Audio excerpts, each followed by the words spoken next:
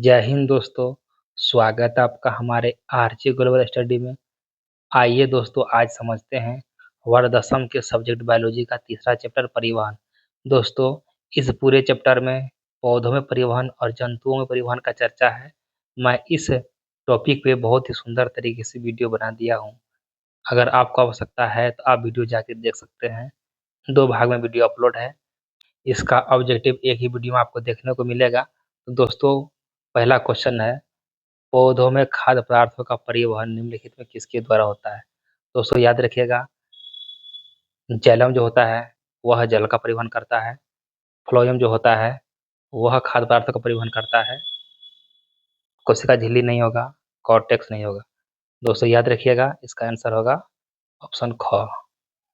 Phloem द्वारा पत्तियों में प्रकाश संश्लेषण द्वारा बने खाद्य पदार्थ का मुक्त शर्करा का पौधों के अन्य भागों तक परिवहन फ्लोएम द्वारा होता है। इसे स्थानांतरण कहते हैं। चालनी नलिकाएं कहाँ पाई जाती है? याद रखिए दोस्तों, चालनी नलिकाएं जंतुओं में, जाइलम में, फ्लोएम में, एक कोशिकीय पौधों में। दोस्तों याद रखिएगा, जंतुओं में चालनी नलिका नहीं पाई जाती है। चालनी नलिका जो होता है वह फ्लोएम में उपस्थित होता है। फ्लोएम में फ्लोएम में खाद्य पदार्थों के परिवहन के लिए चालनी नलिकाएं पाई जाती है। ये पौधों के विभिन्न भागों तक भोजन पहुंचाने में सहायता करता है। पौधों के बाहरी वायवीय भागों द्वारा जलवाष्प के निकलने की क्रिया क्या कहलाती है? अवशोषण, उत्सर्जन, वाष्पोत्सर्जन, परिवहन। क्या कह रहा है? पौधों के बाहरी वायवीय भागों द्वारा जलवाष्प के निकलने की प्रक्रिया क्या कहते हैं? याद रखिए दोस्तों, इसको हम वाष्पोत्सर्जन कहते हैं। वाष्पोत्सर्जन पौधों के वायवीय भागों द्वारा, विशेषकर पत्तियों के रंध्रों द्वारा जलवाष्प के रूप में जल के बाहर निकलने की क्रिया को वाष्पोत्सर्जन कहते हैं। जल के अवशोषण एवं परिवहन में जड़ की जैलम वाहिकाओं में उत्पन्न होने वाले दाब को क्या कहते हैं? प्रासरण दाब, विसरण दाब, अस्फीति दाब, मूल दाब। ये दोस्तों उसको हम मूल दाब कहते हैं। मूल दाब जड़ों द्वारा जल के अवशोषण के कारण जैलम में जो दाब उत्पन्न होता है उसे मूल दाब कहते हैं। यह जैलम को जल में ऊपर की ओर बढ़ने में सहायता करता है। खनिज लवणों का अवशोषण पौधे किस रूप में करते हैं? अणु के रूप में, यौगिक के रूप में, आयन के रूप में, इनमें सभी। तो खनिज लवणों का अवशोषण, दोस्तों याद रखिएगा, खनिज लवणों का अवशोषण जो पौधा करता है वह आयन के रूप में करता है। आयन के रूप में पौधे मिट्टी से आवश्यक खनिज लवणों को सामान्यतः आयनों के रूप में ग्रहण करते हैं, जैसे नाइट्रेट, फॉस्फेट, पोटेशियम आयन। औसतन एक पेड़ अपने जीवन काल में अपने बाहर के कितना गुना जल वाष्पोत्सर्जित करता है? 2 गुना, 4 गुना, 100 गुना, 10,000 गुना। तो एक पेड़ जो होता है वह अपने जीवन काल में औसतन 100 गुना जल का वाष्पोत्सर्जन करता है। 100 गुना। पौधे अपने जीवन काल में बहुत अधिक मात्रा में जल का वाष्पोत्सर्जन करते हैं। में खाद्य पदार्थों का हस्तांतरण किधर से किधर होता है? याद रखिए दोस्तों, खाद्य पदार्थों का, जल का नहीं, खाद्य पदार्थों का। तना से पत्ती की ओर, तना से जड़ की ओर, जड़ से तना की ओर, अधिक सांद्रता वाले भाग से कम सांद्रता वाले भाग की ओर। तो दोस्तों याद रखिएगा, खाद्य पदार्थों का परिवहन जो होता है वह अधिक सांद्रता वाले भाग से कम सांद्रता वाले भाग की ओर होता है। ऑप्शन घ, अधिक सांद्रता वाले भाग से कम सांद्रता वाले भाग की ओर। पौधों में पत्तियों द्वारा बनाया गया खाद्य पदार्थ मुख्यतः सुक्रोज यानी फ्लोएम के द्वारा पौधों में विभिन्न भागों तक पहुंचाया जाता है। खाद्य पदार्थों का हस्तांतरण स्रोत से गंतव्य की ओर होता है। सामान्यतः जहाँ खाद्य पदार्थ की सांद्रता अधिक होती है वहां से आवश्यकता वाले भाग की ओर इसका हस्तांतरण होता है। जैलम वाहिकाएं किस प्रकार की कोशिकाएं होती हैं? मृत कोशिका, जीवित कोशिका, कभी जीवित कभी मृत, इनमें कोई नहीं। तो मृत कोशिकाएं। जैलम की वाहिकाएं परिपक्व अवस्था में मृत कोशिकाओं से बनी होती है। इनकी खोखली नलिकाओं के माध्यम से जल और खनिज लवण जड़ों से पौधों के ऊपरी भागों तक पहुंचते हैं। नालनी पट कहाँ अवस्थित रहता है? जैलम वाहिकाओं के बीच, मार्ग कोशिकाओं में, चालनी नलिकाओं के बीच, मूल रूप में। दोस्तों चालनी पट जो होता है वह चालनी नलिकाओं के बीच स्थित होता है। याद रखिए ऑप्शन को, चालनी नलिकाओं के बीच। फ्लोएम की चालनी नलिकाएं कई कोशिकाओं से मिलकर बनी होती है। दो समीपवर्ती जाली नलिकाएं कोशिकाओं के बीच की छिद्रयुक्त पट्टी को जालनिपट कहते हैं। इसके छिद्रों से खाद्य पदार्थों का परिवहन होता है। क्या खाद्य पदार्थों का फ्लोएम से होने वाला हस्तांतरण ऊर्जा का उपयोग होता है? नहीं, हाँ, कभी नहीं, खास परिस्थितियों में होता है। उसका उपयोग होता है। फ्लोएम में खाद्य पदार्थों के हस्तांतरण के लिए ऊर्जा की आवश्यकता होती है। विशेष रूप से पत्तियों में बने भोजन को फ्लोएम में लोड करने की प्रक्रिया में ऊर्जा का उपयोग होता है। पौधों में जल तथा खनिज लवणों के परिवहन की दिशा क्या होती है? केवल ऊपर, केवल नीचे, ऊपर नीचे दोनों, इनमें कोई नहीं। याद रखिए दोस्तों, पौधों में जल और खनिज लवण का जो दिशा होता है वह केवल ऊपर की ओर होता है। याद रखिएगा, केवल ऊपर की ओर।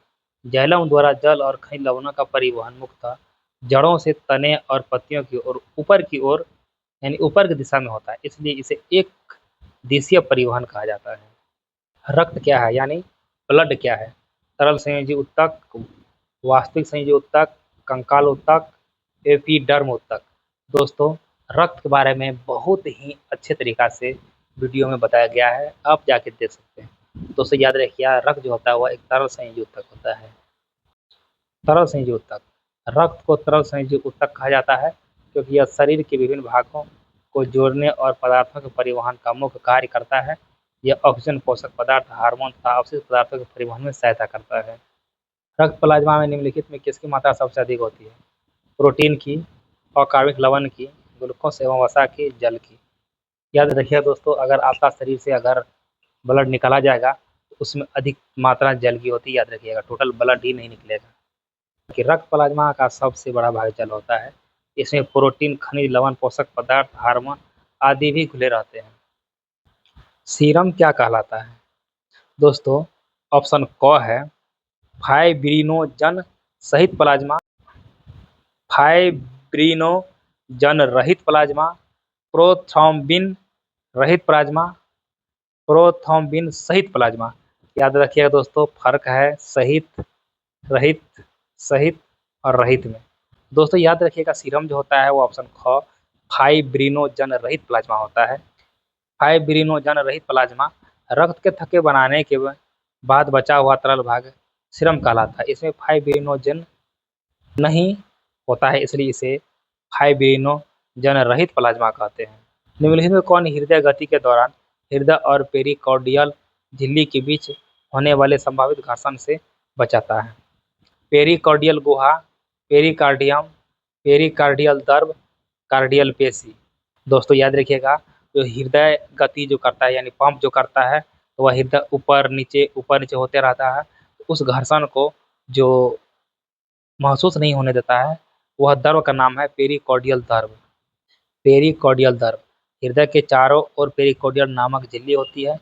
इसके बीच मौजूद पेरिकार्डियल द्रव एक चिकनाई देने वाले माध्यम की तरह कार्य करता है और हृदय की धड़कन के दौरान घर्षण को कम करता है। मेमेलिया वर्ग के जंतुओं के हृदय में कितने व्यस्म होते हैं? 1, 2, 3, 4। तो दोस्तों याद रखिएगा, मेमेलिया वर्ग के जंतुओं में कुल 4 व्यस्म होते हैं। स्तनधारियों के हृदय में 4 व्यस्म यानी कक्ष होते हैं। 2 अलिंद, 2 निलय।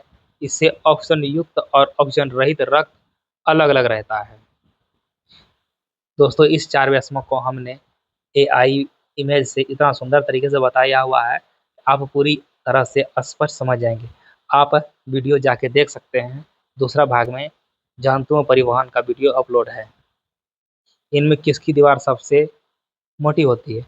बायां अनिंद, दायां अनिंद, बायां निलय, दायां निलय। तो सबसे मोटी दीवार जो होता है वह बायां निलय का होता है। वह हृदय के चारों कक्षाओं में बाएं निलय की मांसपेशियां दीवार सबसे अधिक मोटी होती है। इसका कारण यह है कि बाएं निलय को पूरे शरीर में रक्त पहुंचाने के लिए अधिक दबाव उत्पन्न करना पड़ता है। त्रिदलीय कपाट कहाँ अवस्थित होता है? दायां अलिंद निलय छिद्र पर, बायां अनिंद निलय छिद्र पर, फुफ्फुस चाप पर, दाईं और बाईं फुफ्फुस धमनी पर। दोस्तों त्रिदलीय कपाट जो होता है वह दायां अलिंद निलय छिद्र पर अवस्थित होता है, यानी ऑप्शन क दायां अनिंद निलय छिद्र। त्रिदलीय कपाट दायां अनिंद और दाएं निलय के बीच स्थित होता है। यह रक्त को वापस दाएं अनिद में जाने से रोकता है। अग्र महाशिरा तापस महाशिरा कहाँ खुलती है? बायां निलय में, दायां निलय में, बायां अनिद में, दायां अनिद में। दोस्तों अग्र महाशिरा जो होता है वह दायां अनिद में खुलता है। ऑप्शन वह दायां अनिद। शरीर के विभिन्न भागों से ऑक्सीजन रहित रक्त अग्र महाशिरा और पश्च महाशिरा के द्वारा हृदय के बाएं अनिद में पहुंचता है। SA नोड, साइनो-ऑरिकुलर नोड, यह क्या है? पेशी ऊतक है, तंत्रिका ऊतक है, संयुगी ऊतक है, कंकाल ऊतक है। SA नोड जो है वह एक पेशी ऊतक है। पेशी ऊतक। SA नोड हृदय में स्थित विशेष प्रकार की संशोधित हृदय पेशी कोशिकाओं का समूह है। यह हृदय की धड़कन शुरू करने के लिए विद्युत संकेत उत्पन्न करता है, इसलिए इसे हृदय का प्राकृतिक पेसमेकर भी कहा जाता है। निम्नलिखित में किसमें शुद्ध या ऑक्सीजनित रक्त का प्रवाह होता है? फुफ्फुस शिरा में, फुफ्फुस धमनी में, शिराओं में, सिरिकाओं में। दोस्तों याद रखिएगा, शुद्ध और ऑक्सीजनित रक्त का जो प्रवाह होता है वह फुफ्फुस शिरा में होता है, यानी ऑप्शन क। फुफ्फुसों से ऑक्सीजन प्राप्त करने के बाद रक्त फुफ्फुस शिराओं द्वारा हृदय के बाएं अनिद में पहुंचता है, इसलिए फुफ्फुस शिरा में ऑक्सीजनित रक्त बहता है। रक्तचाप का सामान्य से अधिक हो जाना क्या कहलाता है? हृदयाघात, हाइपरटेंशन, हाइपोटेंशन, सिस्टोलिक प्रेशर। तो दोस्तों याद रखिएगा, जब 120 से ऊपर प्रेशर हो जाता है तो वह हाइपरटेंशन। जब रक्तचाप सामान्य सीमा से लगातार अधिक रहता है, इस अवस्था को हाइपरटेंशन या रक्तचाप कहते हैं। उच्च श्रेणी के जंतुओं के शरीर का वह कौन सा तंत्र है जो ऑक्सीजन, कार्बन डाइऑक्साइड, पोषक तत्वों तथा उपापचय क्रियाओं के फलस्वरूप उत्पन्न पदार्थों को शरीर के एक भाग से दूसरे भाग तक ले जाता है? उत्सर्जी तंत्र, रक्त परिवहन तंत्र, श्वसन तंत्र, जनन तंत्र। दोस्तों वह होता है रक्त परिवहन तंत्र। रक्त परिवहन तंत्र। रक्त परिवहन तंत्र शरीर के विभिन्न भागों तक ऑक्सीजन और पोषक तत्वों पहुंचाता है। कार्बन डाइऑक्साइड और अन्य अवशिष्ट पदार्थों को संबंधित अंगों तक पहुंचाने में सहायता प्रदान करता है। रक्त का तरल भाग, प्लाज्मा, आयतन के हिसाब से पूरे रक्त का करीब कितना प्रतिशत होता है? दोस्तों याद रखिएगा, जो रक्त में जो प्लाज्मा का आयतन होता है वह 55% होता है। 55%। रक्त में लगभग 55% प्लाज्मा और लगभग 45% रक्त की कोशिका तथा प्लेटलेट होते हैं। प्लाज्मा में मुख्य रूप से जल, प्रोटीन, लवण, पोषक पदार्थ आदि पाए जाते हैं। इनमें कौन रक्त को थक्का बनाने में सहायता होता है? लाल रक्त कोशिका, फाइब्रिनोजन, ऑक्सी हेमोग्लोबिन, लसिका।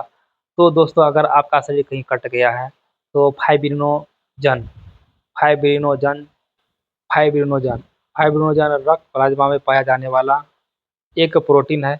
रक्त स्राव के माध्यम से यह फाइब्रिनोजिन में बदलकर रक्त का थक्का बनाने में महत्वपूर्ण भूमिका निभाता है। नमस्कार दोस्तों, जय हिंद।